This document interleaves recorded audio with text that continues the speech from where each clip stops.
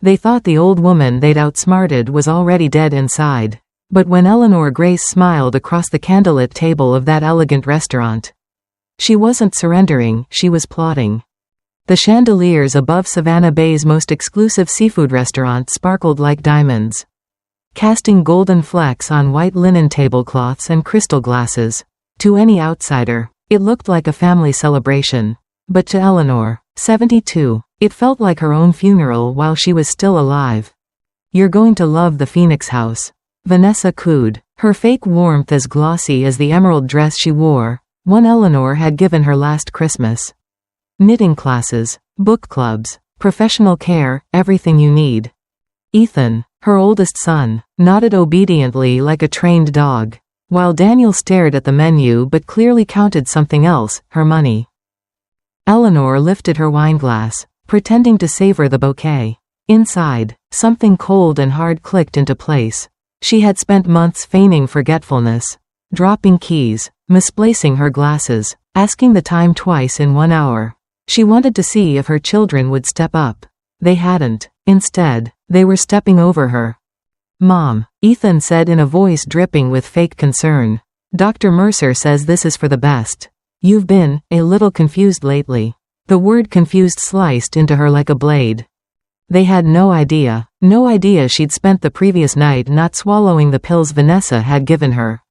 No idea she'd been listening at the kitchen door as they whispered about bank accounts and mental incompetence.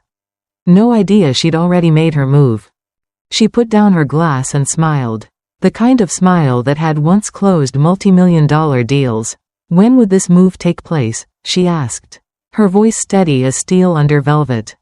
"Tomorrow," Ethan said too quickly. "We've made all the arrangements. You just need to sign a few papers." Papers, of course. Always papers. Eleanor's eyes moved from one trader to the next, memorizing their faces under the flattering restaurant lights. She nodded, as if resigned. "That sounds wonderful," she whispered. But inside she was already picturing the black pantsuit hanging in her secret wardrobe, the passport and jewelry tucked away, the keys to a safe deposit box in a city her children had never heard of. By tomorrow night, she would not be in any retirement home. She would be standing on ground they didn't even know existed, holding evidence that would burn their scheme to ashes. And when she came back, she would not come back as their victim. She would come back as their reckoning. Tomorrow, they thought they'd bury her alive in the Phoenix House. Tomorrow, Eleanor planned to rise from the ashes and take everything back. Eleanor left the restaurant on Ethan's arm like a fragile widow being helped across a stormy street. The performance was so good Vanessa almost applauded herself in the reflection of the valet's window. At home, Eleanor accepted the glass of water and the 2 pills Vanessa pressed into her palm. She lifted them to her lips, tilted her head back, and let the capsules slide neatly into her cheek. When Vanessa turned to check her phone, Eleanor coughed delicately into a linen napkin and the pills disappeared into its folds like 2 guilty secrets. At 11:07 p.m., voices floated from the kitchen, anxious. Hushed, greedy, Eleanor stood in the hallway, in shadow, the way she'd once stood behind a folding screen while a development deal teetered on a signature. Transfer authorization, durable power of attorney, we'll say Dr. Mercer suspects cognitive decline. Ethan murmured, shuffling papers on her oak table. Once she's checked into Harborview residence tomorrow, it's a clear path. Vanessa whispered. Judge hears, confused. Stamps, incompetent. We liquidate while she's learning how to crochet daisies. Harborview residence. That was the name, not the Phoenix House. The Phoenix House was Eleanor's secret dream, not their dumping ground. The irony almost made her laugh. Daniel chuckled. That brittle sound money makes when it forgets you can't spend a soul. Main house at 600. Beach cottage at 450. Downtown condo, 300. And the brokerage, if we move fast, another 7 figures over time. Eleanor had heard enough. At 4:55 a.m., dressed in a black pantsuit sharp enough to cut glass, she slid the linen napkin, with its 2 undissolved pills, into the trash as a small memorial to their underestimation. She took her passport, the jewelry hidden in the false bottom of her cedar box. And the slim brass key she hadn't touched in 30 years. Her car service arrived exactly on time. Professionals, she thought, appreciating punctuality even in the prelude to war. Savannah Bay's dawn unfurled like a silk ribbon as the plane lifted. And with it the weight on Eleanor's chest. Tybie's marshes flashed green gold below. Then the Atlantic. Then clouds, quiet witnesses to reinvention. She landed 2 hours later in a coastal town her children had never heard her say out loud. A name she'd kept tucked in her heart beside the memory of a first down payment and a husband who'd told her, "Don't ever let anyone else pilot your life." The cab turned onto a sleepy street of palms and paint-peeled porches. The yellow bungalow waited with its green shutters half lowered like eyelashes mid-laugh. Eleanor stepped out, inhaled salt and old wood, and fit the key into the lock. The door side open, the house exhaling years. Inside, white sheets ghosted over furniture, the air tasted faintly of cedar and the sea. On the kitchen table, a note. Years old, ink faded but loyal. Mrs. Grace, I've kept watch. Clara. Miss Clara had disappeared from Eleanor's daily life the day Ethan declared housekeeping an unnecessary expense. He'd been right about one thing. Clara wasn't an expense. She was insurance. Eleanor heard a step on the porch and turned. Miss Clara, hair silver, eyes alight, filled the doorway the way sunlight fills a church. "I knew you'd come, baby," Clara said, folding Eleanor into an embrace that smelled of lavender and home. "Vanessa called me months ago, asking all kinds of questions. I told her I don't share a lady's secrets, especially not with a woman who can't say, please." Eleanor laughed, the first real laugh in weeks. "Do you still remember the combination? Your Richard's birthday. Men like him don't let a woman forget." They crossed to the small office Eleanor had once hidden behind a bookshelf. The safe clicked, 4 numbers. A turn, another click, and swung open. Inside lay maps of a life her children didn't know existed. Deed packets with blue stamps from counties they couldn't spell. Statements from accounts they'd never find.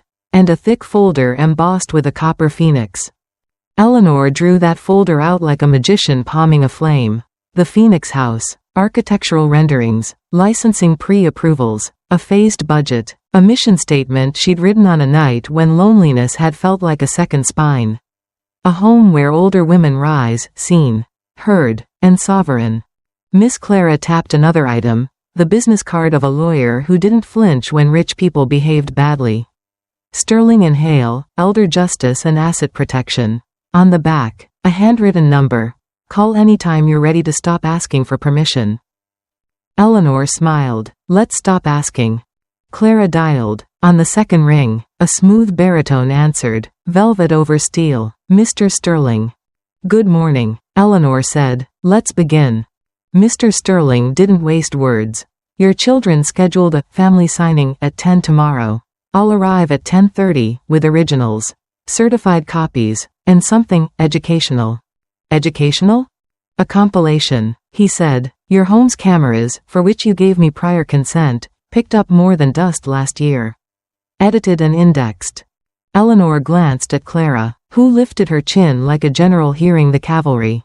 The heat in Eleanor's chest rearranged itself into purpose. She set the copper embossed folder on the desk. Palm flat on the Phoenix. They want to put me in Harborview, she said. I'll put them in front of a mirror. Clara smiled. And then? And then, Eleanor said, I'll build this house and make them choose the only door that leads back to their names. Outside, gulls carved the air into ribbons. Inside, Eleanor stacked documents into a briefcase that clicked shut with a sound she always associated with inevitability. She'd spent a lifetime buying, renovating, and flipping property. Tomorrow, she would renovate a family. At 10:30 a.m., a black sedan would stop at Eleanor's curb. In its trunk, the truth. On her dining table, their signatures waiting to be buried. And in her pocket, the one demand that could save her children or end them. The morning of the so-called family meeting arrived with the kind of bright Savannah sun that made even Betrayal look picturesque.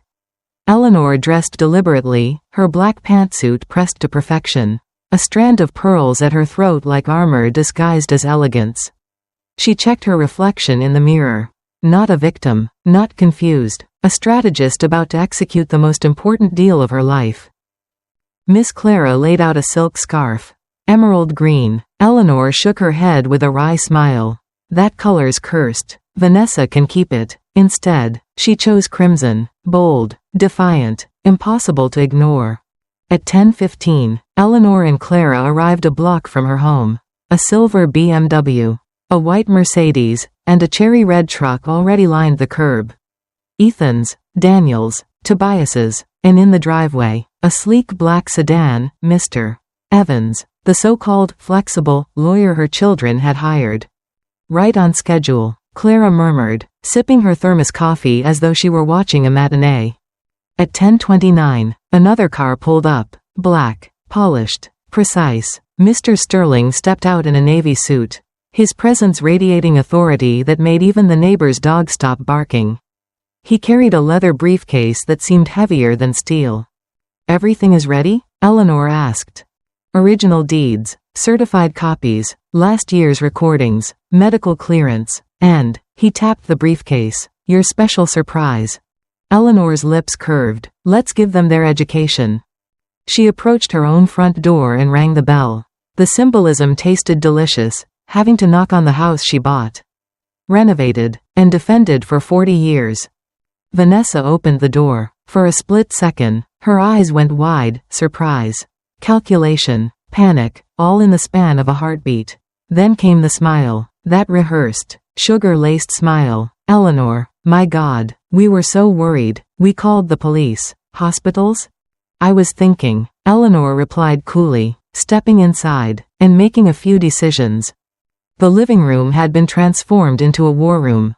Papers sprawled across the mahogany dining table. Ethan stood stiff in his gray suit, his graduation suit. Eleanor noted bitterly. Daniel twitched with nervous energy, riffling through a manila folder. Tobias leaned in the corner, pretending detachment but reeking of greed. Mr. Evans, mustache twitching, looked like a fox cornered in a henhouse. "Mom, thank God you're safe," Ethan said, rushing forward. "We were just about to sign my life away?" Eleanor cut him off. The silence that followed was thick enough to slice. Then Mr. Sterling entered, calm as a storm about to break. "Good morning. I'm George Sterling, Mrs. Grace's legal representative. I understand there are documents to review." Vanessa's voice cracked. "This is unnecessary. We already prepared fraudulent transfers?" Sterling arched a brow. "Excellent. Saves me the trouble of demonstrating intent." He placed the briefcase on the table and opened it with a sharp click. Out came a medical report stamped 2 days prior. Out came a stack of certified property deeds. Out came a sleek recorder. "First," Sterling said, pressing play. Ethan's voice filled the room. "Let's just hope she dies soon. I'm tired of pretending I care." Daniel's voice followed. "We'll push incompetence, once she's locked away. It's all ours." Finally Vanessa's. "She's just a stubborn old woman. Put her in the cheapest place and we're done." The room imploded with silence. Tobias paled. Evans adjusted his tie with trembling fingers. Ethan's face drained of color. "Out of context," Daniel snapped, but his voice quivered. 3 hours of context, Sterling replied smoothly. "Shall I continue?" Eleanor leaned forward, eyes blazing. "No need. I think they've heard themselves enough." Now, she pulled the copper-embossed folder from her purse, laid it gently atop the wreckage of their schemes. "Let's talk about my documents." She spread architectural renderings of the Phoenix house across the table. Sunlit gardens, apartments designed with dignity, a library, art studios, medical clinics, a dream rendered in ink and vision. Ethan frowned, still pale. "What is this?" "This," Eleanor said, her voice steel wrapped in silk, "is the only inheritance you're ever going to touch, if you earn it." They thought they were here to steal her empire. Instead, Eleanor offered them a sentence: 5 years of labor, redemption, or prison. The words hung in the air like a gavel. 5 years, redemption, or prison. Daniel blinked hard, his jaw clenching. "You can't be serious. We're your children. You can't threaten us with prison." Eleanor's laugh was sharp, humorless. "Children? Children protect, nurture, honor. You are opportunists who mistook my patience for weakness. And yes, I can. Because George Sterling here has enough evidence to keep you behind bars long enough to forget what the sun looks like." Mr. Sterling tapped his recorder. Fraudulent transfer attempts. Conspiracy to commit elder abuse. Document forgery. Each carries years in federal prison. Combined, let's just say orange jumpsuits would become the new family uniform. Vanessa's mascaraed eyes widened. "This is insane. Eleanor, you don't understand." "I understand perfectly," Eleanor interrupted, her voice cutting through Vanessa's performance. "You wanted to bury me in Harborview. Keep my knitting neat while you looted the empire I built from nothing. What you didn't understand is that I've been preparing for this day longer than you've been married into my name." She spread the Phoenix House folder wider, revealing the funding breakdown, the blueprints, the signed permits. "This is where your future lies.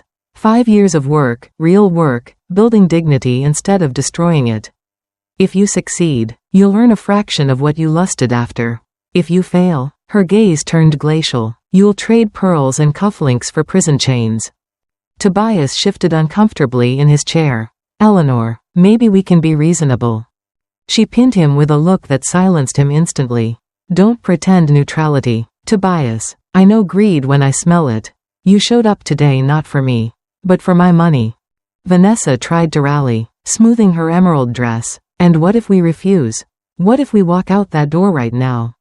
Then George Sterling walks into the district attorney's office with recordings, forged documents, and witness testimony. Eleanor's smile was calm, lethal, and your future becomes a headline. Children tried to defraud their mother of $5 million fortune. Tell me, Vanessa, how would that play on social media? You've always loved an audience. The silence was suffocating. Ethan's face turned gray. Daniel rubbed his temples like the numbers in his head had collapsed. Clara stepped forward at last, her voice warm but unyielding. 5 years may sound like a prison sentence, but it's not. It's mercy. She could have let you rot in an actual cell. Instead, she's giving you a shovel, a chance to build something worth your name. Eleanor folded her arms, pearls gleaming against her black suit. You have 24 hours. Decide, redemption or ruin. Tomorrow, at 10 a.m., show up at the Phoenix House construction site in work clothes. If you don't, she slid Sterling's recorder across the table. This plays in court. Her children looked at one another. Cornered rats caught in daylight. No one spoke. Eleanor turned on her heel, Clara following like a loyal shadow. At the door, Eleanor paused, glancing back over her shoulder. Her voice was soft, but every word landed like stone. You wanted my funeral. Instead, I'm giving you a rebirth. The only question is, will you survive it? She walked out into the sunlight, crimson scarf blazing like a banner of war. The next morning, the gates of the Phoenix House would open. Eleanor's empire was no longer about money, it was about labor, loyalty, and the price of betrayal. The next morning broke hot and merciless. Savannah's air carried the smell of salt and asphalt, like the city itself had decided to sweat along with its sinners. Eleanor stood at the edge of the Phoenix House construction site, crimson scarf fluttering against the breeze. Beside her, Clara sipped her thermos coffee and nodded at the half-built steel frames clawing into the sky. Looks like Judgment Day, baby, she murmured. At 9:55, no sign of them. At 9:57, still nothing but the sound of hammers and saws. At 9:59, Eleanor inhaled deeply, bracing herself for disappointment, the kind that tastes like ashes in the back of your throat. Then, exactly at 10 o'clock, a yellow taxi rolled up. The doors opened one by one, and out stumbled her prodigal offspring. Ethan wore old jeans and a faded polo, as if dignity could be ironed out of cotton. Daniel carried gloves too new, tags barely ripped off. Vanessa emerged last, ponytail tight, makeup minimal, dressed in athleisure that screamed, "I've never broken a sweat in my life." They stood there awkwardly, clutching nothing but excuses. Eleanor didn't move, didn't blink, she simply arched a brow. Well? Ethan cleared his throat, voice strained. We're here, we've decided, we'll try. Try? Eleanor's laugh was dry as tinder. This isn't a gym membership. Ethan, you don't try your way through redemption. You survive it, or you don't. Mr. Sterling appeared from behind a scaffold, clipboard in hand, flanked by a burly foreman named Mike. The man's arms looked carved from cinder blocks, and his smile was as forgiving as concrete. New volunteers? Mike asked, sizing them up. New laborers, Sterling corrected. 5 years, dawn to dusk, or prison. Mike pointed toward a mountain of broken bricks and twisted rebar at the far end of the site. Perfect place to start. That rubble needs moving, by hand. Stone by stone. Vanessa recoiled. By hand? That pile looks like it collapsed straight from hell. Mike grinned. Then you'll feel right at home. Eleanor folded her arms, pearls glinting in the sun. You wanted my empire? Here's your kingdom, brick by brick. Ethan lifted the first slab, groaning like a man twice his age. Daniel tried to carry too much at once and nearly toppled backward. Vanessa stared at her manicured nails as if they were martyrs. By noon, sweat dripped from their temples, shirts soaked, faces red, their breaths came ragged, their backs hunched. They sat in the dirt with the other workers, chewing bland sandwiches and drinking lukewarm water from a shared jug. Eleanor walked over, crimson scarf trailing, and crouched before them. How does it feel? Ethan winced, clutching his shoulder, like I got hit by a truck. Daniel shook his head. Harder than we thought. Of course it's harder, Eleanor said evenly. Anything worth doing is. Remember this the next time you look at a paycheck, or at me, and think it just fell from the sky.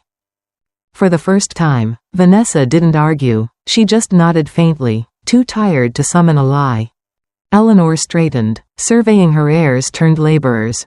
This was just day one. There were 1.824 more to go. By sunset, their hands were blistered, their pride was cracked, and Eleanor knew this was only the first swing of the hammer. The real test of blood and loyalty had just begun.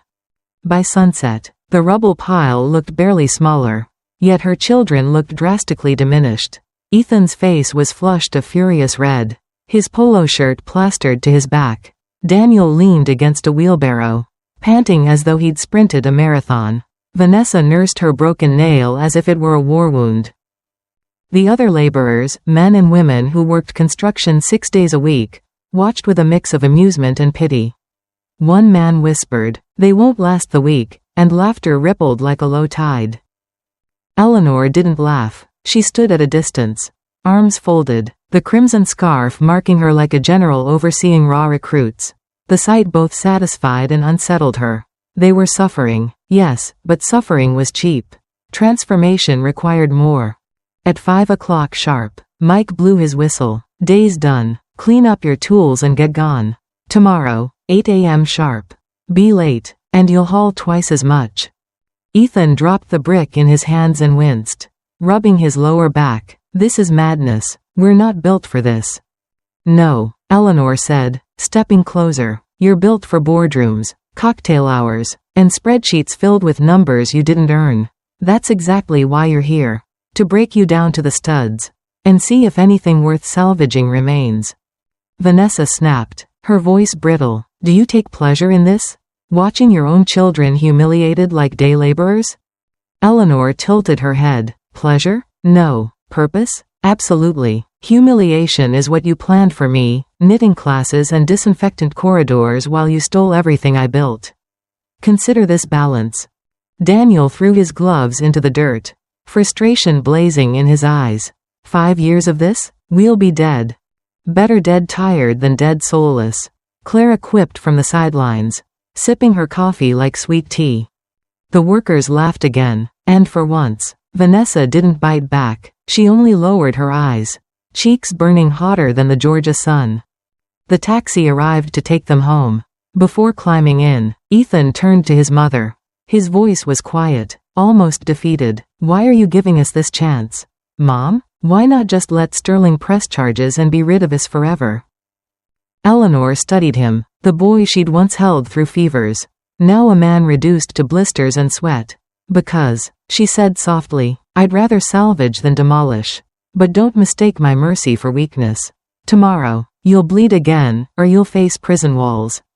The cab door shut with a hollow thunk. Eleanor turned to Clara as the taxi pulled away, leaving a cloud of dust. Do you think they'll last? Clara shrugged, wise eyes narrowing. Depends. Do they want freedom or redemption? There's a difference. That night, Eleanor lay awake in her bungalow near the sea. Outside, waves whispered against the shore. Patient and eternal. She thought of Richard, her late husband, and the letters the children had tossed away like garbage. His words echoed in her mind, your worth isn't in what you have, but in what you give. And if anyone tries to take that from you, you fight. She closed her eyes, whispering into the darkness, I'm fighting, Richard, but I'm also testing. Tomorrow, we'll see if our bloodline can rise, or if I bury it myself. At dawn, the worksite would demand more than sweat. It would demand humility, and Eleanor was ready to see if her children even knew what that word meant. Dawn came sharp and unrelenting, painting the savannah sky in streaks of orange and rose. Eleanor was already at the construction site by 7:30. Crimson scarf knotted firmly at her throat, watching as the workers trickled in with their lunch pails and easy camaraderie. These people knew labor. They carried it in their muscles, in their calloused hands, in the way they laughed before a day of breaking stone. At 7:59, the taxi rolled up again. Out stumbled Ethan, Daniel, and Vanessa. Their faces were pale, eyes rimmed with exhaustion. Ethan clutched his back like a man 3 decades older. Daniel's hands were raw, the blisters from yesterday glaring angry red. Vanessa wore gloves this time, delicate. Designer leather ones utterly unsuited for manual labor. Mike spotted them, arms folded like an oak tree. Morning, rookies, hope you stretched. Today's heavier. Vanessa groaned audibly. Heavier than hauling half a mountain? You must be joking. Mike's smile was merciless. Nope. Cement bags. 50 pounds apiece. Line him from the truck to the storage shed. And if one of you drops a bag, everyone starts over. Daniel muttered a curse under his breath. Ethan tried to negotiate. Surely there's something else. Clerical work? Organizing documents? Mike barked a laugh. What? You think redemption comes with an air-conditioned office? Welcome to the Phoenix house. Boys and girl. Sweat first. Talk later. Eleanor watched from a distance. Her arms crossed, pearls catching the early light. She felt no pity as her children staggered under the first cement bags. Shoulders sagging, faces twisted in effort. Their privilege had made them soft. The worksite was now chiseling that softness away like stone cut into form. By mid-morning, Ethan's shirt clung to him like a second skin. His legs trembling, Daniel sat on the curb, head between his knees, muttering, I can't. Vanessa dropped her third bag with a thud and shrieked. This is barbaric. No human being should live like this. One of the workers, a wiry woman named Marisol, snorted and wiped sweat from her brow. Sweetheart, this is how half the world lives. Welcome to reality.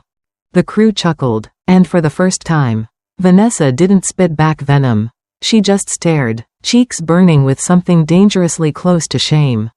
Eleanor approached slowly, heels crunching on gravel. She crouched down, eye level with her children. This is only the beginning. 5 years, every day harder than the last. You think yesterday was suffering? That was a warm-up. Ethan panted, sweat dripping. You'll kill us. No, Eleanor said softly, firmly. I'll strip you. Strip away the arrogance, the greed, the delusion that love is measured in dollars. And if nothing is left, then yes, you'll be dead. To me. Vanessa's lip trembled, and for the first time in years, she had no rehearsed answer. By noon, Eleanor's children would discover pain wasn't the enemy, it was the teacher. And the lesson was only beginning. By noon, the sun hung high and cruel, turning the worksite into a furnace. The cement bags had dwindled, but so had her children's pride. Ethan's arms shook as he lowered the last sack into place, collapsing onto it like a felled tree. Daniel leaned against the shed wall, gulping water with the desperation of a man lost in the desert. Vanessa sat in the dirt, gloves discarded, staring at her raw palms as though they belonged to someone else. The workers filed past them, some clapping sarcastically, others shaking their heads. Marisol, the wiry woman, crouched beside Vanessa. Blisters today, she said matter-of-factly. Calluses tomorrow. You'll live. Vanessa looked up, her mascara smudged, her pride shattered. For once, she didn't sneer, she whispered, "Does it ever stop hurting?" Marisol's smile was kind, but firm. "No, you just get stronger. That's the point." Eleanor watched the exchange from a distance, something shifting inside her chest. This was what she had prayed for, not comfort, not apologies, but cracks in their polished armor. Cracks where humility could seep in. After lunch, Mike whistled them back. Round 2, he barked. Rebar sorting. Every twisted piece of steel needs cutting and stacking. Goggles on. No excuses. Let's see if you've got the guts to make sparks fly. Ethan groaned audibly. You're going to kill us. Mike's grin was savage. Good. Then I don't have to hear you whine tomorrow. Daniel picked up the cutting tool with trembling hands. Sparks shot as metal screeched. The sound harsh as judgment. Vanessa covered her ears, but eventually forced herself to hold the steel steady. Sweat mixed with dust, coating them in grit that no expensive soap would ever fully wash away. By late afternoon, their movements slowed to the rhythm of exhaustion. No more complaints, no more outbursts, just silent labor. Bodies bent, pride bleeding out with every drop of sweat. At 5 o'clock, Mike blew the whistle again. Done for today. Tomorrow, foundation work. Pray for rain if you want a break. The taxi arrived. Ethan nearly collapsed into the backseat. Daniel's eyes half shut. Vanessa's hair plastered to her forehead. They didn't look like heirs anymore. They looked like workers, broken, battered, but workers nonetheless. Clara slid into the seat beside Eleanor as the taxi pulled away. Day 2 down. Think they'll crawl back tomorrow? Eleanor's smile was thin, unreadable. If they don't, Sterling will press charges. If they do, maybe I'll still have children left by the end of this. That night, in her bungalow by the sea, Eleanor reread one of Richard's old letters. His words glowed in the lamplight. If anyone tries to steal your worth, fight with all the fury of a woman who knows exactly what she's worth. She whispered into the quiet. I'm fighting, Richard, but maybe, just maybe, I'm teaching, too. Day 3 would break more than their bodies. It would break their illusions, and Eleanor was ready to see who they became without them. The third morning began with a sky so heavy it threatened rain but never delivered. The humidity clung to skin like a second shirt, and the worksite smelled of wet earth and rust. Eleanor arrived early, scarf tied tight, her heels clicking against gravel as she surveyed the workers preparing for foundation pours. At 8:03, the taxi screeched to a stop. Her children spilled out, faces pinched with fatigue. Ethan's eyes were bloodshot. Daniel limped slightly, and Vanessa wore no makeup at all, a first in Eleanor's memory. Mike wasted no time. Today's lesson, trenches. You're gonna dig 'em until your hands remember what honest labor feels like. Shovels are over there, and don't think about pacing yourselves, concrete comes tomorrow. Whether you're ready or not. Vanessa groaned aloud. We're not ditch diggers. No, Mike shot back. You're ditch learners. Let's see if you can graduate. The crew laughed, the sound rough but not cruel. Eleanor hid her smile behind a gloved hand. She wanted her children humbled, but not humiliated. That was the fine line she walked, justice, not cruelty. The digging began. By mid-morning, Ethan's shoulders screamed, Daniel's palms bled through his bandages, and Vanessa's sobs echoed faintly as she sank her shovel into the stubborn clay. Sweat streaked their faces, turning dust to mud. One of the older workers, a wiry man named Hank, leaned on his shovel and muttered, City kids, bet their manicure bills cost more than my mortgage. Ethan, red-faced, surprised everyone by answering between gasps, You're not wrong. The crew chuckled, and for the first time, Ethan laughed too, a ragged, self-deprecating sound that carried more honesty than any polished speech he'd ever given. By noon, their trench was shallow and crooked. Mike inspected it, shaking his head. Pathetic. Start over. Straight lines. Clean edges. Again. Daniel's temper finally snapped. This is insane. We're lawyers, brokers, businesspeople. You can't expect us to. Eleanor's voice cut sharp across the site. You're not businesspeople here. You're gravediggers. And the only question is, are you digging your own graves? Or digging yourselves out of the one you put me in? The site went silent. Even the cicadas seemed to pause.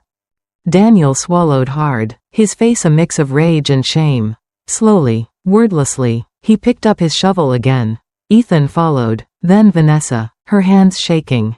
By the end of the day, the trench stretched straight and true. Their backs were bent, their bodies broken, but something in their eyes had shifted, just slightly. Clara whispered as they left. They look less like thieves today, more like penitents. Eleanor's lips curved faintly. Penitents can become believers, or liars. Tomorrow will tell. Tomorrow, the concrete would pour, and with it, Eleanor would see if her children could finally build instead of destroy. The fourth day arrived with the low rumble of cement trucks backing into position. The ground vibrated under Eleanor's feet as gray slurry churned, ready to be poured into the trenches her children had carved yesterday. Mike clapped his hands like a drill sergeant. Today, we build foundations, shovels, levels, and no excuses. Concrete doesn't wait for quitters. Ethan stared at the trucks, eyes wide. We're supposed to handle that? Handle it? No, Mike barked. Guide it, control it, keep it steady, or you'll drown your own work in a tidal wave of cement. The workers laughed knowingly. To them, it was another day. To Ethan, Daniel, and Vanessa, it looked like an execution.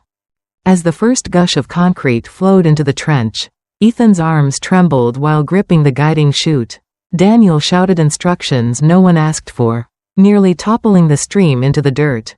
Vanessa stood frozen until Marisol shoved a leveling tool into her hands.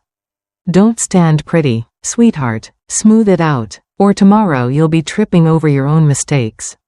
Vanessa's lip curled, but she obeyed. Hours passed. The work was backbreaking and merciless. Each misstep threatened to ruin the entire pour.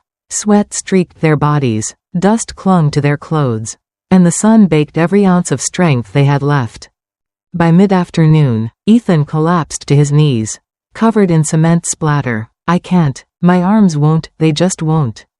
Marisol snorted, wiping her own brow. Cry later. Smooth now. She grabbed Ethan's hands and guided the chute with him. The trench filled evenly, the line straight and true.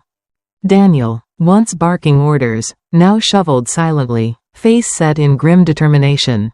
His blisters tore, blood mixing with cement dust. He didn't stop.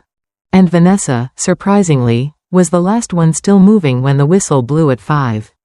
Her ponytail was plastered to her neck, her hands red and raw, but she stood over the finished trench with eyes shining, a strange mix of pain and pride. For a long moment, no one spoke. Then Mike grunted approval. Not bad for rich kids. The crew chuckled. Even Ethan managed a weary smile. Eleanor stood apart, arms folded, pearls gleaming. Her heart ached strangely, half with satisfaction, half with something softer. She had wanted them to break. But maybe, just maybe, she wanted them to rebuild too. That evening, Clara poured her tea at the bungalow. They're changing, she said gently. Eleanor stared into the steam rising from her cup. Or they're just surviving. Clara smiled knowingly. Sometimes survival is the first step toward rebirth. The trenches were filled, the foundation set, but tomorrow would demand something no shovel could provide: humility in service to strangers. The fifth morning dawned softer, a thin veil of clouds muting the heat. Eleanor sensed it would be a different kind of day, not one of brute force, but of something subtler, something that would test whether her children could bend without breaking. Mike gathered the crew after roll call. Today's task is simple, he announced. Not digging, not hauling, service. The senior volunteers from town are here to tour the site. Your job is to guide them, carry their chairs, pour their water, answer their questions. Vanessa exhaled in relief. Finally, something civilized. Mike's grin was razor sharp. Civilized, sure, but let me warn you, if you treat them with anything less than respect, I'll know, and so will she. He jerked his chin toward Eleanor, who stood watching, crimson scarf flicking in the breeze. The seniors arrived slowly, some with canes, others in wheelchairs, ordinary townsfolk, retired teachers, widows, veterans. They came curious, hopeful, wanting to see the place that promised dignity for women like them. Ethan was assigned to push a wheelchair. Within minutes, his shirt was drenched again. "This thing weighs a ton," he muttered under his breath. The elderly man in the chair looked up at him with twinkling eyes. "Son, I fought in Korea carrying 90 pounds on my back. You'll live." The crew burst into laughter. Even Ethan cracked a reluctant smile. Daniel poured water for a woman in her late 80s who asked sharp questions about construction permits. He stumbled through answers until she cut him off. "Don't talk to me like I'm stupid. Young man, I taught law for 40 years. Now, explain it again, properly." Daniel flushed crimson, corrected himself, and, for once, spoke with humility. Vanessa was paired with a frail woman named Miriam, whose hands trembled as she leaned on her cane. Slowly, "Dear," Miriam whispered, "my knees don't trust me anymore." Vanessa, who once barked orders at waitstaff like a queen, found herself adjusting her pace, steadying Miriam's arm, speaking softly, "It's all right, I've got you." By the end of the tour, sweat was replaced with something new, an unfamiliar warmth that wasn't entirely from the sun. Respect, connection, a tiny fracture in years of entitlement. When the seniors left, Eleanor stepped forward, eyes locked on her children. Today wasn't about bricks or cement. It was about whether you could serve without sneering. For once, you passed. Vanessa swallowed hard, unable to meet her gaze. Ethan exhaled sharply, as if releasing years of arrogance. Daniel, for once, stayed silent. Clara whispered from Eleanor's side, "Mercy's seeping in, baby, I can see it." Eleanor's jaw tightened. Mercy, yes, but will it last? Tomorrow, Eleanor would push the test further, placing her children face to face with the very women they had once dismissed as worthless. The sixth day dawned with restless winds that carried the smell of sea salt inland. Eleanor knew it was time to turn the screws tighter. Labor had broken their bodies. Service had cracked their pride, but now she wanted to pierce their souls. She gathered her children at the worksite yard, her crimson scarf tied tighter than usual. Around them, a group of elderly women from Savannah's community center waited, seated beneath a makeshift awning. Their faces were lined with decades of experience, nurses, teachers, single mothers who had raised families on nothing but grit. Eleanor gestured toward them. "Today, you'll listen, nothing more, nothing less. Each of these women has lived a life richer than your greed could ever imagine. You'll write down their stories. Every word, because respect begins with hearing what you once ignored." Daniel frowned. "What's the point? We're not journalists." "No," Eleanor said coldly. "Your failure's learning to be human. Start writing." Notebooks were shoved into their hands. Ethan sat with Mrs. Callahan, a retired school principal who told him about running an integrated school in the 1960s. His pen stumbled as she described mobs of angry parents, threats, and the nights she slept in her office to protect frightened children. Ethan's eyes, once glazed with entitlement, flickered with something else, shame, and perhaps admiration. Daniel was paired with Ms. Ruth, who had worked as a seamstress for 40 years. She spoke of raising 5 children on pennies, of patching clothes until her fingers bled. "I never had savings, but I had pride," she said firmly. Every stitch was survival. Daniel's jaw tightened as he scribbled, his Harvard degree suddenly feeling useless beside her thread and needle. Vanessa sat stiffly with Miriam, the frail woman she had guided the day before. Miriam spoke softly but without pause, recounting how her husband abandoned her at 60, how she built a new life by running a corner bakery alone. "People thought I was finished. They were wrong. Dignity isn't given. Dear, you bake it, loaf by loaf." Vanessa's pen shook, her eyes glistening in a way Eleanor had never seen. Hours passed, notebooks filled. The wind tugged at Eleanor's scarf as she watched from a distance. Her heart twisting. She had wanted revenge, yes, but as she saw her children lean closer to catch every word of the women's stories, she wondered, was this revenge anymore? Or redemption blooming where greed had once taken root? At sunset, Eleanor collected the notebooks. She didn't read them yet. She only asked one question. When was the last time you listened to someone other than yourselves? Silence answered her. She smiled thinly. Good. Then today was your first.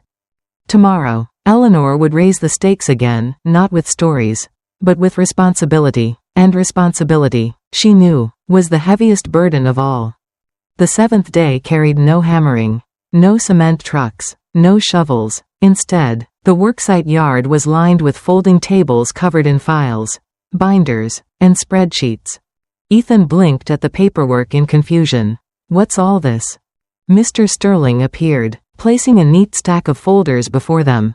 Budgets, contracts, staff schedules, permits. Today, you learn that building a legacy isn't just sweat, it's responsibility.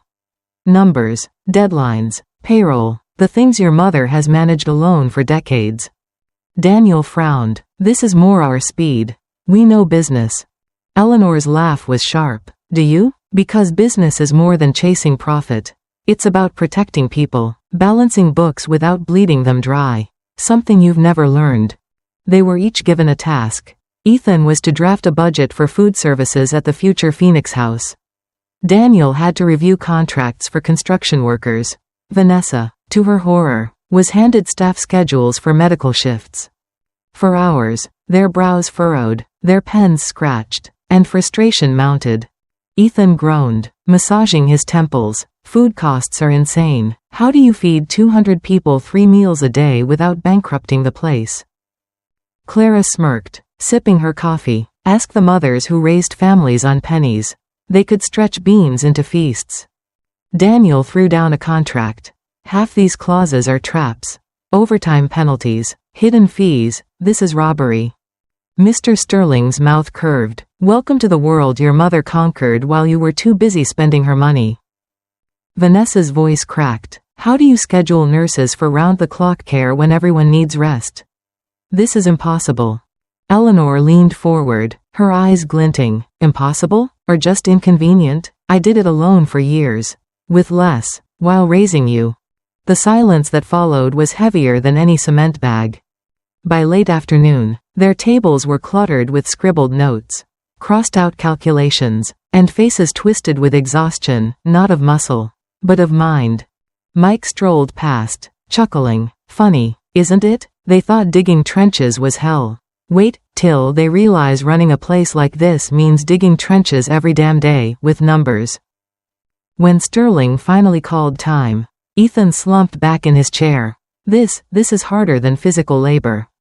Eleanor's smile was thin. Exactly. Muscles ache and heal, but responsibility never sleeps. Now you understand what it takes to protect a legacy.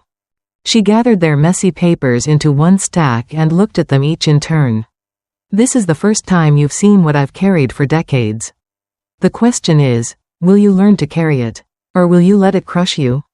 None of them answered. They only lowered their eyes. Sweat dripping down not from heat, but from the weight of truth. The next test wouldn't be numbers or sweat, it would be trust. Eleanor was about to hand her children a piece of her empire. And watch if they guarded it, or gambled it away. The 8th day felt different from the moment Eleanor arrived. The worksite buzzed, but there was an undercurrent of anticipation, as if everyone sensed today would be more than sweat or paperwork. Mr. Sterling waited by a folding table, a locked briefcase at his side. He greeted Eleanor with a slight bow of his head. Are you certain you're ready for this? Eleanor's crimson scarf fluttered as she squared her shoulders. If they're going to rebuild what they tried to steal, it starts here. When Ethan, Daniel, and Vanessa arrived, still stiff from yesterday's mental marathon, they immediately noticed the briefcase. What's in there? Daniel asked cautiously. Sterling clicked it open with deliberate slowness. Inside were several crisp envelopes, each sealed with Eleanor's insignia, a phoenix rising. He handed one to each child. Inside, Sterling explained, is responsibility, a property deed, a small one. Each of you will be in charge of managing it for the next 3 months under supervision. If you succeed, you prove you can handle stewardship. If you fail, your incompetence becomes public record. Ethan tore open his envelope and blinked. A corner duplex in the old district? That building is falling apart. Exactly, Eleanor said evenly. It needs tenants, repairs, and income management. Real estate isn't inherited, it's earned. Daniel unfolded his deed and groaned. A strip of storefronts on the east side? Half the businesses there are boarded up. Then you'll find tenants, Eleanor replied. If you're as clever as you think. Prove it. Vanessa hesitated before opening hers, dread heavy in her eyes. She finally looked at the paper. A daycare facility? Eleanor's gaze was unflinching. You always saw children as accessories at cocktail parties. Now you'll see them as lives entrusted to care. That center has been empty for 2 years. Make it breathe again. Their faces were priceless, shock, resentment, and beneath it all, a flicker of fear.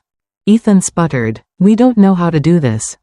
"Neither did I," Eleanor snapped. "When I bought my first property with $5,000, I didn't have a manual. I had grit, I had vision, and I had no one to catch me if I failed. Consider this your first honest step into my shoes." Clara stepped forward, eyes gleaming with approval. "She's giving you a piece of her empire. Not as heirs, but as apprentices. Don't waste it." Mr. Sterling leaned across the table, his voice low but sharp. "Every cent you spend, every choice you make will be reviewed. Mismanage it, and you'll prove yourselves unworthy, not just to her, but to the law." Eleanor fixed her children with a gaze that burned hotter than the noon sun.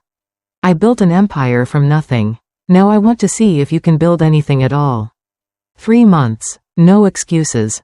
The silence was deafening, broken only by the distant clatter of hammers. Finally, Vanessa whispered, "And if we fail?" Eleanor's smile was icy and thin. "Then you'll learn the meaning of loss, without a cent to cushion the fall." For the first time, Eleanor's children held pieces of her legacy in their hands. But would they protect it like lifelines, or gamble it like lottery tickets? The 9th day was not spent at the construction site. Instead, Eleanor instructed Sterling to drive her children into the city, each to visit the property they had been given. Ethan's cab stopped first, in front of the duplex. The building sagged like an old man with bad knees, peeling paint. Cracked windows, a sagging porch. 2 tenants lingered outside, glaring with crossed arms. "You the new landlord?" one demanded. Ethan swallowed. "Yes, I suppose I am." The woman jabbed a finger toward the leaking gutter. "Then fix this place before it falls on our heads. We've been ignored for years." For the first time in his life, Ethan wasn't the customer demanding service, he was the one expected to deliver it. His hands twitched nervously at the weight of their eyes. Daniel's stop was next. The storefront strip stretched down a lonely avenue where boarded windows and faded signs whispered of failure. A pawnshop clung to life on one corner, but the rest was dust and silence. A man sweeping outside the pawnshop squinted at him. "You own this dump now?" Daniel forced a smile, temporarily. "Good luck," the man said, shaking his head. "This street kills dreams faster than rent." Daniel looked at the empty buildings and felt his stomach sink. For once, numbers on a page weren't abstract, they were broken windows, empty shelves, lives that had crumbled. Finally, Vanessa arrived at the abandoned daycare. The faded mural of painted handprints on the wall mocked her.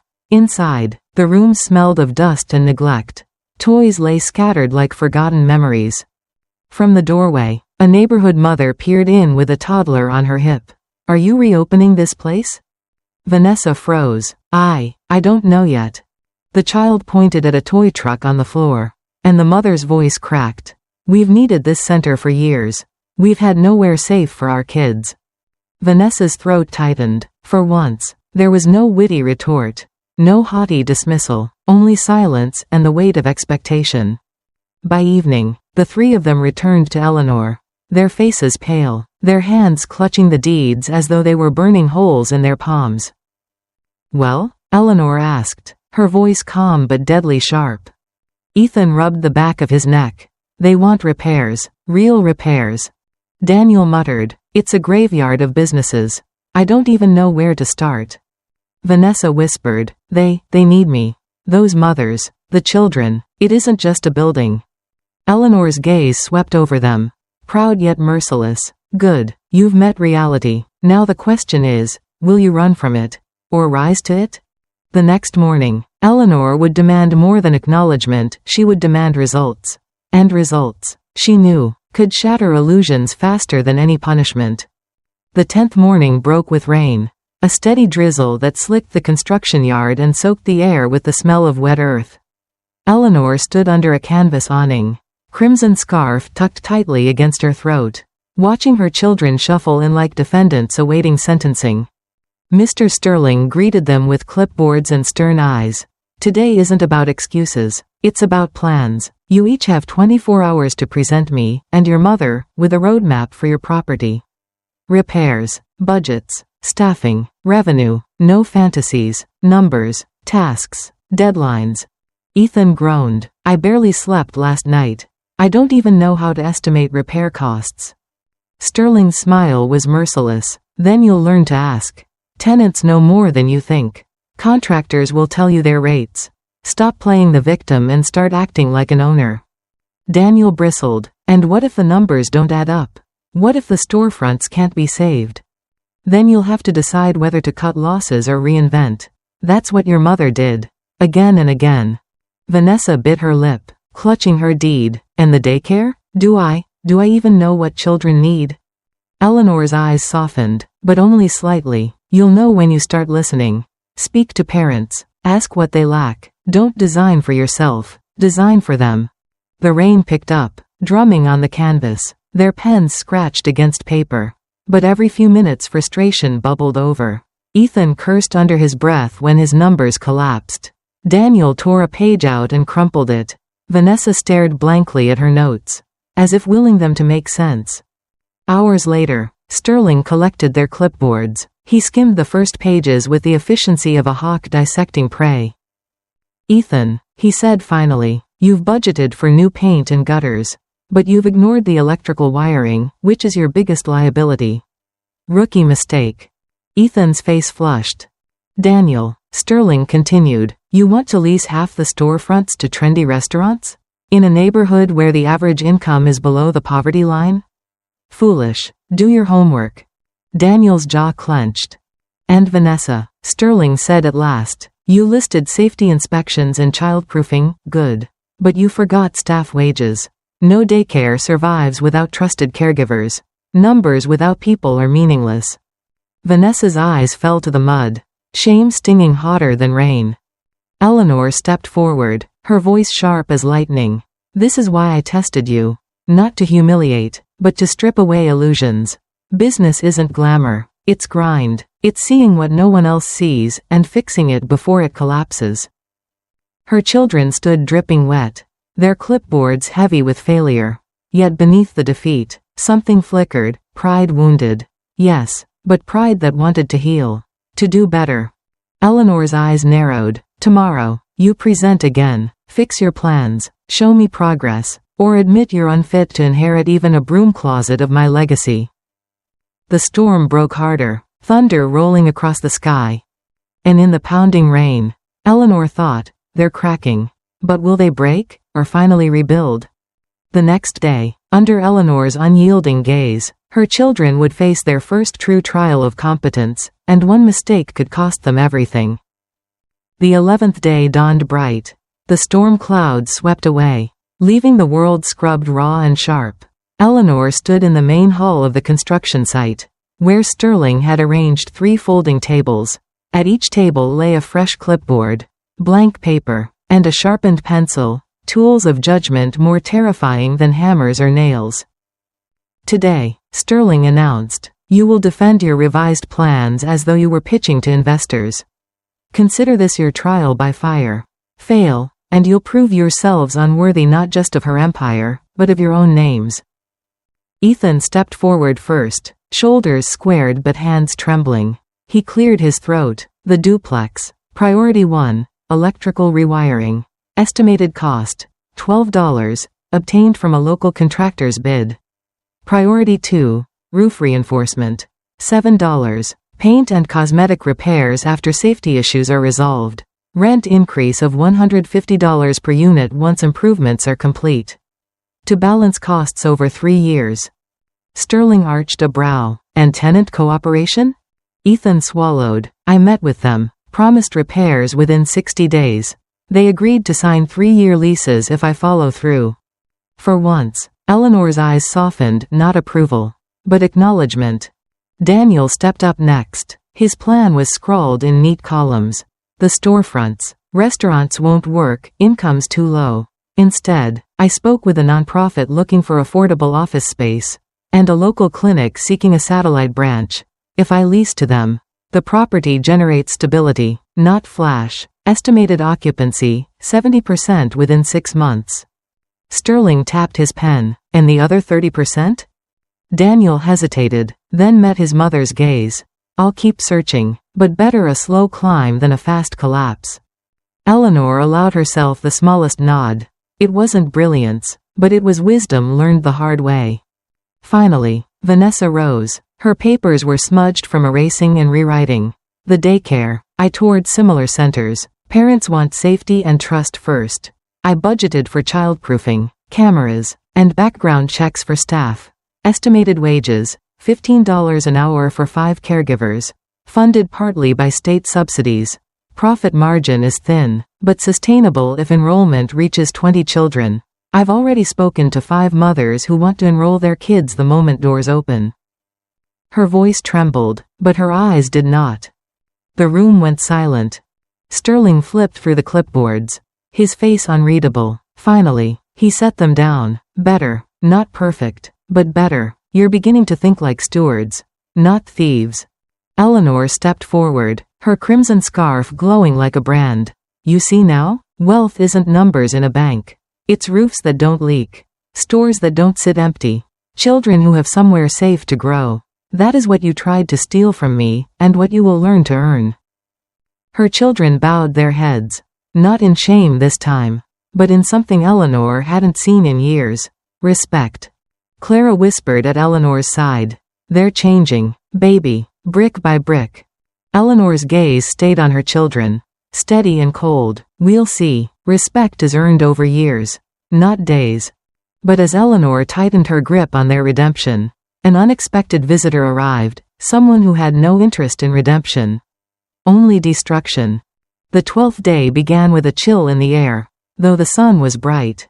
Eleanor sat at her desk in the temporary office, reviewing the revised plans again, when a sharp knock rattled the door. Sterling opened it, expecting another contractor. Instead, a figure stepped in who made Eleanor's blood run cold. Tobias, she said flatly. Her older brother leaned against the doorframe, red trucker's cap in hand, eyes glinting with the same envy she had seen all her life. Well, little sister, still playing queen? His gaze flicked to the clipboards stacked neatly beside her. I heard about your little training program. Making your spoiled brats haul rocks and scrub toilets. Cute, but it doesn't change the fact that half this empire should have been mine. Eleanor's jaw clenched. You had your inheritance. Tobias, you squandered it. This, she gestured around her. I built from nothing, and you will not poison it. Behind her, Ethan and Daniel exchanged wary glances. Vanessa stiffened, her eyes darting to the crimson scarf around her mother's neck, as if drawing courage from its fire. Tobias smirked. You think you've taught them something?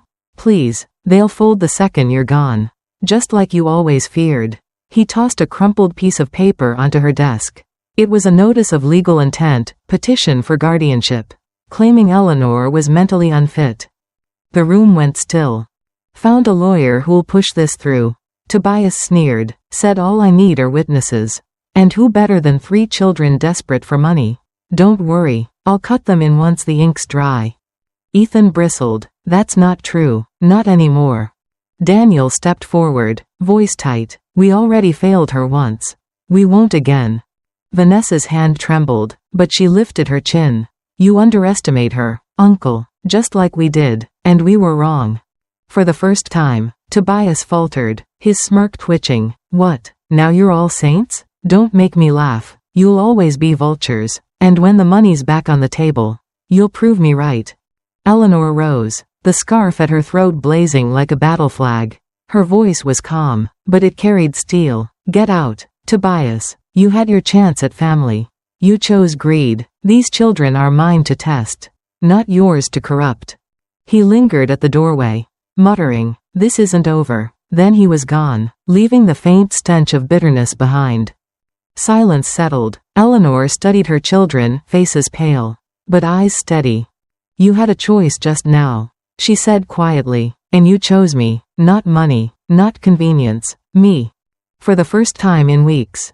Her voice cracked. Perhaps you're beginning to understand what it means to be my children. But Tobias's threat was no idle bluff, and soon, Eleanor would discover just how far he was willing to go to tear apart everything she had built.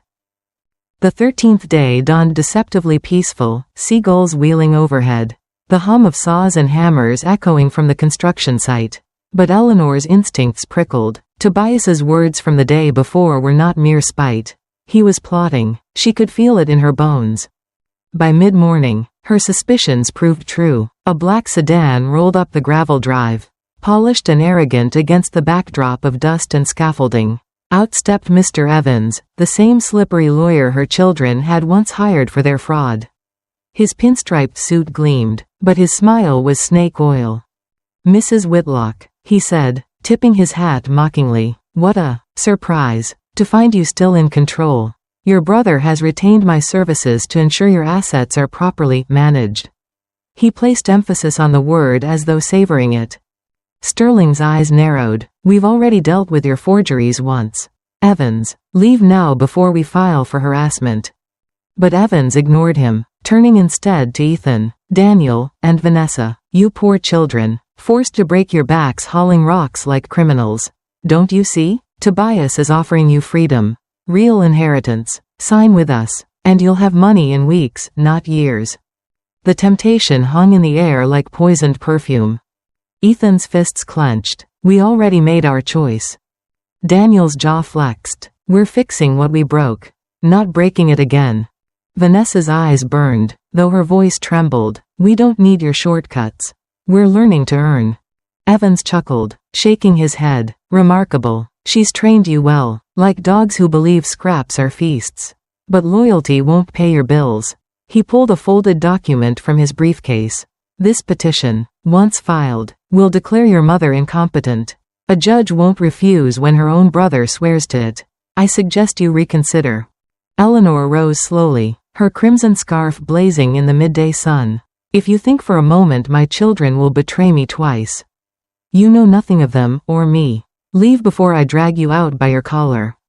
Evans smirked, but there was unease in his eyes. He snapped his briefcase shut. Very well, but remember, Mrs. Whitlock, courtrooms don't care about scarves or speeches. They care about signatures, and Tobias will have them, one way or another. The sedan pulled away, leaving tire tracks in the dirt and tension in the air. Clara muttered, that man's venom runs deep. He won't stop. Eleanor's children gathered close, shaken but unyielding. Ethan spoke first, voice raw. Mom, whatever comes, we'll fight it with you. For the first time, Eleanor allowed herself a small, trembling smile. Then let them come. A family rebuilt on truth is stronger than any lie. But Tobias wasn't finished. His next move would strike not with lawyers, but with sabotage, threatening to bring the entire Hope Center project crashing down. The 14th day began with chaos. Eleanor arrived at the construction site to find workers clustered in angry knots, voices sharp with frustration. The smell of smoke lingered in the damp morning air. Mike, the foreman, stomped toward her, his boots caked in mud. Somebody cut the fuel lines on 2 of our machines. Whole sites shut down, till we fix it. We lost a day's work. Maybe more. Sterling cursed under his breath. Sabotage. Eleanor didn't need anyone to say the name. Tobias. As if summoned, a courier arrived carrying a thick envelope addressed to her in Tobias's handwriting. Eleanor tore it open, her jaw tightening with every line. Give up the Hope Center, or this is just the beginning. Inside was a photo, grainy but clear, of the duplex Ethan had been assigned. A spray-painted word screamed across its wall in dripping red letters, foreclosure. Ethan paled, clutching the image. I just fixed the wiring. I was making progress. He's targeting me. Another photo showed Daniel's strip of storefronts. Windows smashed overnight. Glass glittered like ice across the sidewalk. Daniel's hands shook as he gripped the picture. He's trying to prove we can't protect anything. The last photo made Vanessa's breath hitch. The daycare center, its mural of children's handprints defaced with crude black X's. Her voice broke. Those mothers trusted me, and now it looks like a ruin. Eleanor held the photos like evidence in a trial. Her scarf whipped in the wind as her voice cut through the workers' murmurs. This is Tobias's war, not yours. He wants to shame me, to prove my children are incapable. But he's wrong. Sterling stepped forward. We can increase security, file a police report, but it'll slow everything down. Eleanor shook her head. No, slowing down is what he wants. Fear is what he feeds on. She turned to her children. Her gaze fierce. This is your test. Not whether you can build when the path is clear, but whether you can rebuild when someone tries to tear it all apart. Ethan swallowed hard. So we fix it? Again? Not just fix it, Eleanor said. You'll show Tobias that destruction only sharpens resolve. By tomorrow, I want the duplex repainted. The storefront windows boarded and measured for replacements.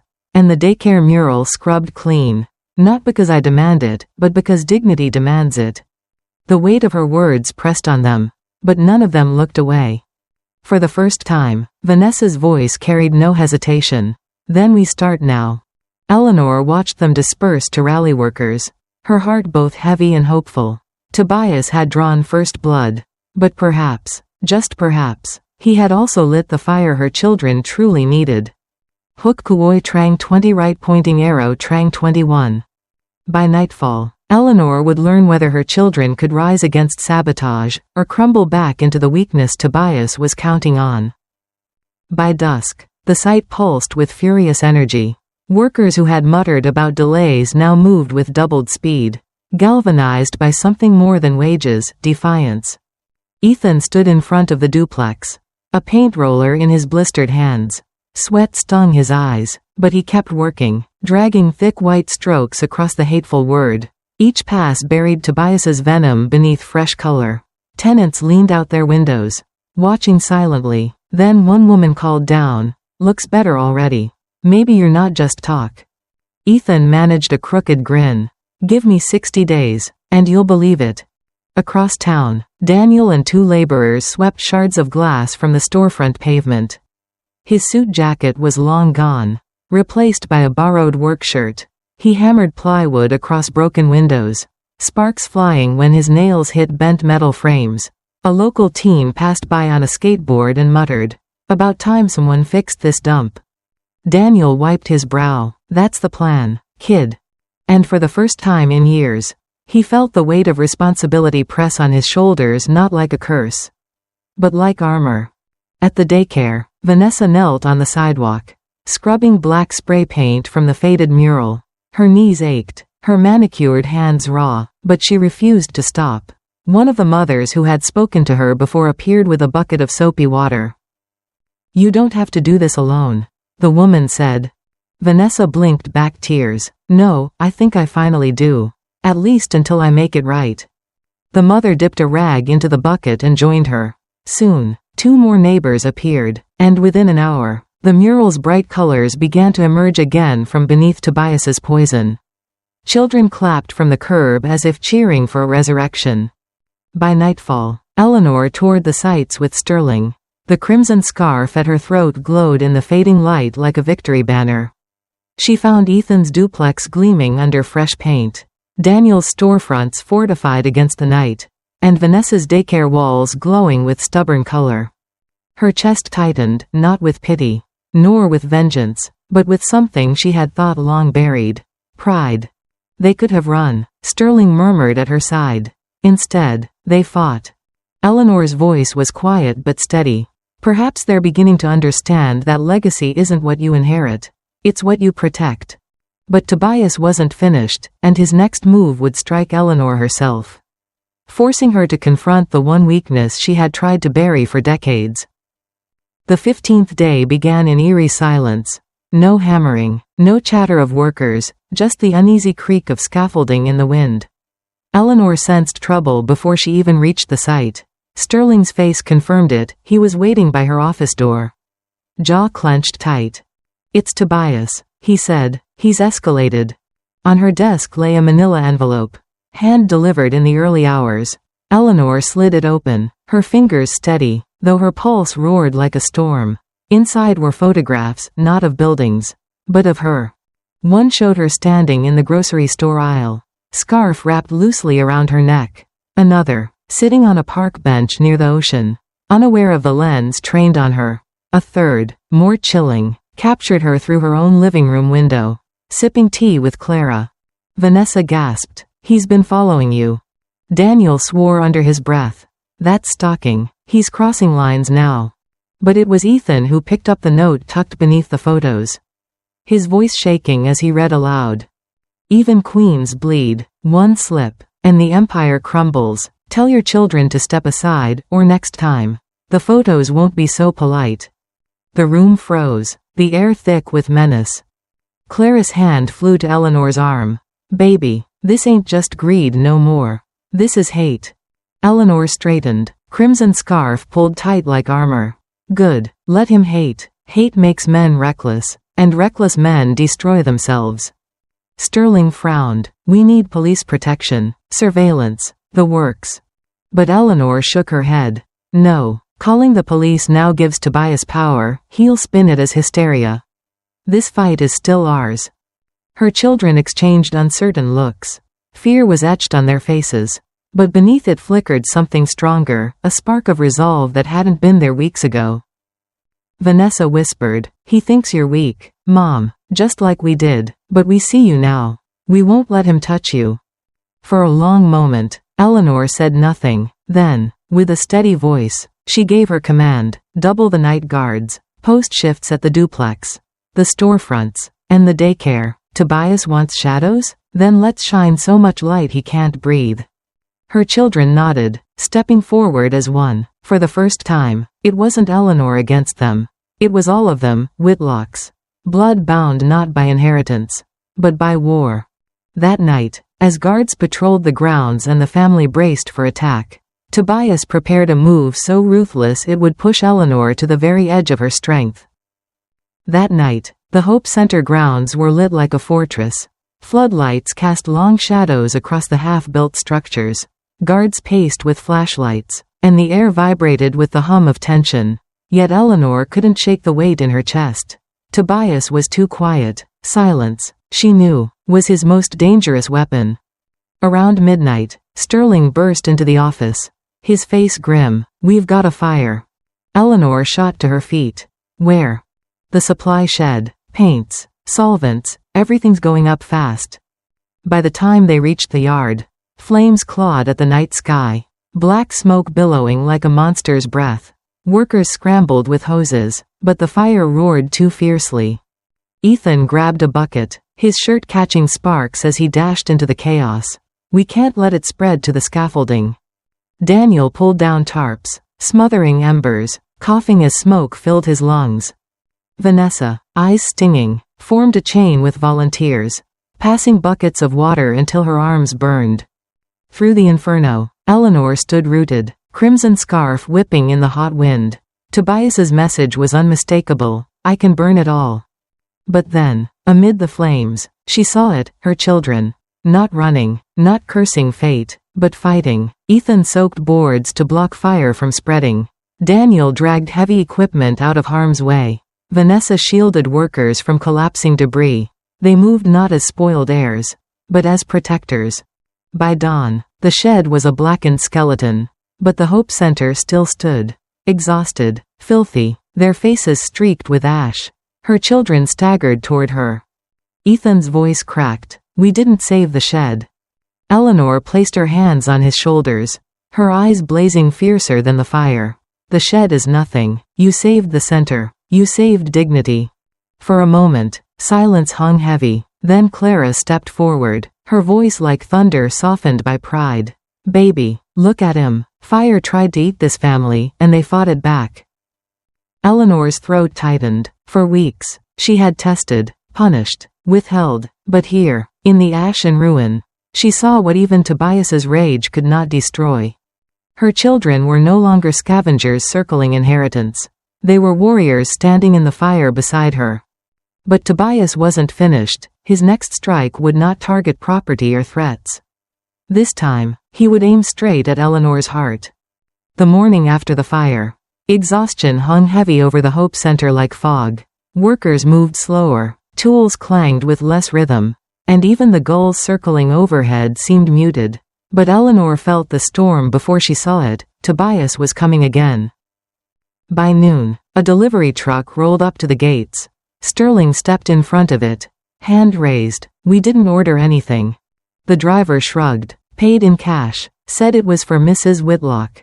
He dropped a large crate on the ground and drove off before questions could be asked. Ethan and Daniel pried it open. Inside lay a single object resting on black velvet, an old music box. Tarnished with age, Eleanor's heart lurched. She hadn't seen it in decades. Richard, her late husband, had given it to her on their wedding night. A note rested on top, written in Tobias's scrawl. "Even memories can burn. Choose your empire, or I'll reduce both to ash." Vanessa covered her mouth. He broke into the family home, into Dad's study. The music box clicked suddenly, its worn gears grinding. A familiar melody spilled into the air, Richard's song for her. Once their lullaby after long days of work. But beneath the sweetness was a second sound, the hiss of a recording tape hidden inside. Static. Then Tobias's voice sneered through the mechanism. "Remember, little sister, love is your weakness. I'll tear it from you piece by piece until you crawl back to me on your knees." Eleanor's hand trembled, but she shut the box firmly, silencing both melody and threat. Her crimson scarf trembled at her throat like a warning flame. Daniel's voice was sharp with fury. "He's not just after your fortune anymore. He wants to erase Dad. Erase everything." Ethan slammed a fist into the crate. "We should end this in court. Now. Today." But Eleanor shook her head. "No. Tobias wants me cornered, screaming for justice. I won't give him that satisfaction. We'll fight him, but on my terms." Vanessa's voice quavered. "And if he comes after us? If he hurts someone else?" Eleanor's gaze hardened, her voice steel wrapped in velvet. "Then he will learn what it means to wage war against a woman who has already walked through fire." The silence that followed was thick, broken only by the echo of the song still playing faintly in Eleanor's memory. Richard's melody, now turned into a weapon. Clara stepped beside her, whispering, "Baby, he's aiming straight at your heart." "Yes," Eleanor replied softly, "and that's why he'll lose.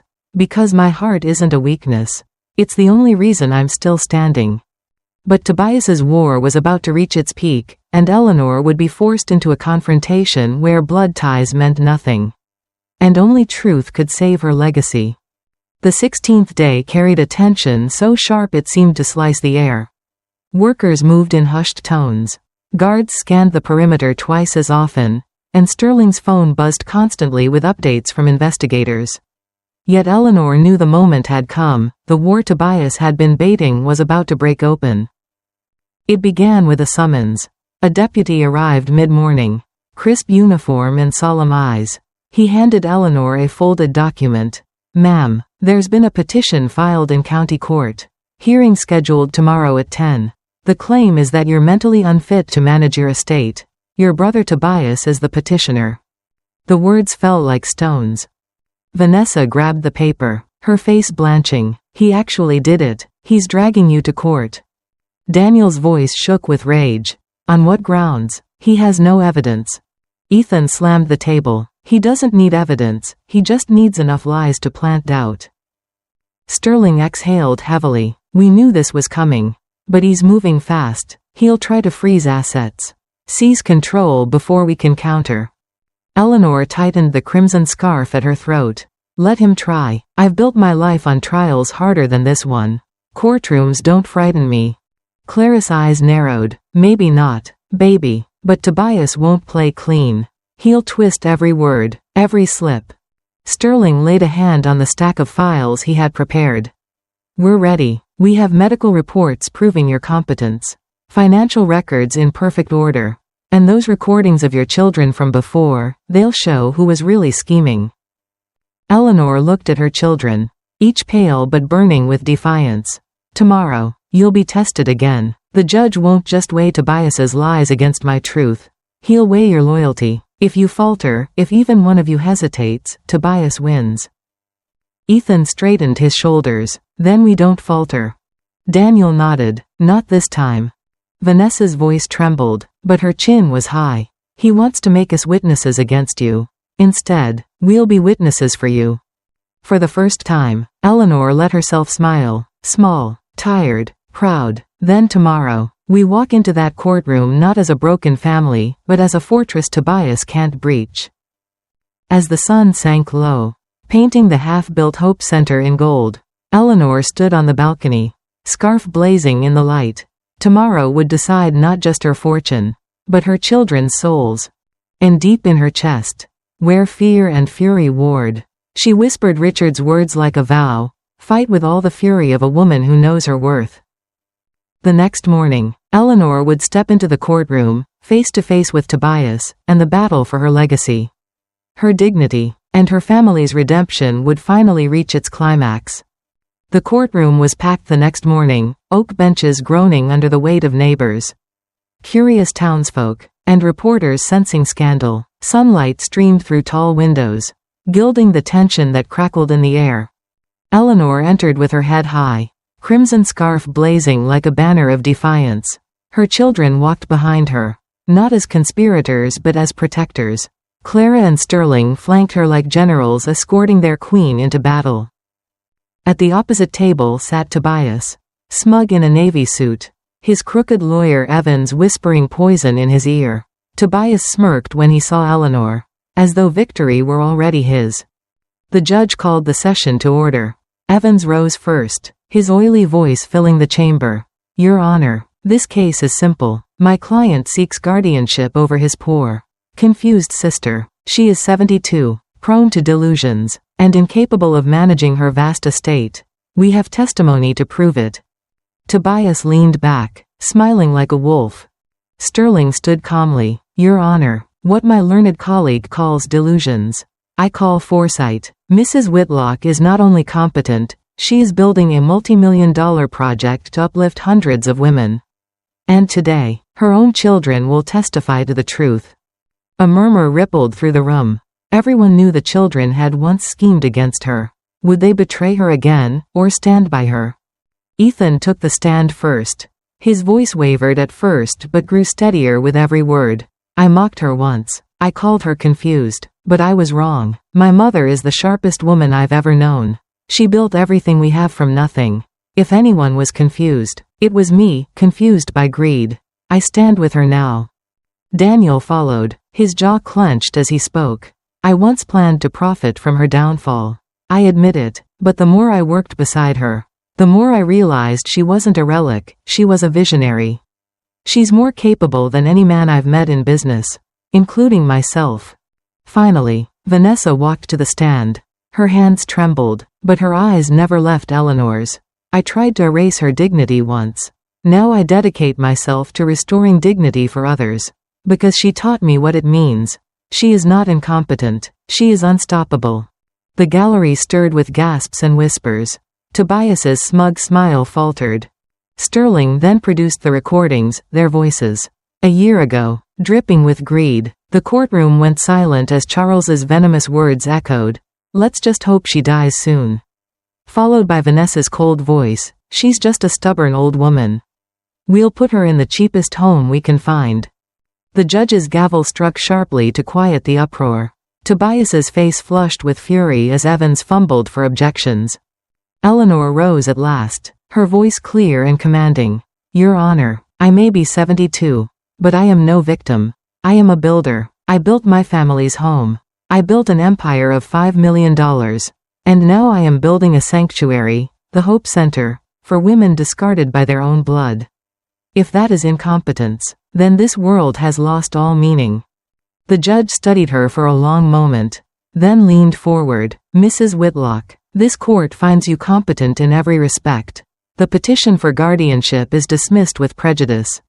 The gavel came down like thunder. Tobias exploded from his chair. This isn't over. But bailiffs restrained him as murmurs of approval rippled through the courtroom. For once, his threats rang hollow. Eleanor stood, her children gathering around her. No longer predators but allies forged in fire. She turned, meeting the eyes of every woman in the gallery. Let this be known, age is not weakness. It is strength tempered by time. And no one has the right to steal that from us. Applause broke out, soft at first, then swelling until the chamber rang with it. Eleanor's crimson scarf flared in the sunlight. No longer just fabric, but a banner of survival and victory. This story is not just about wealth or betrayal. It is about dignity. It is about a woman who refused to be buried alive by greed, even when it came from her own blood. It teaches us that respect is not inherited, it is earned. That family is not defined by who shares your name, but by who stands beside you in truth.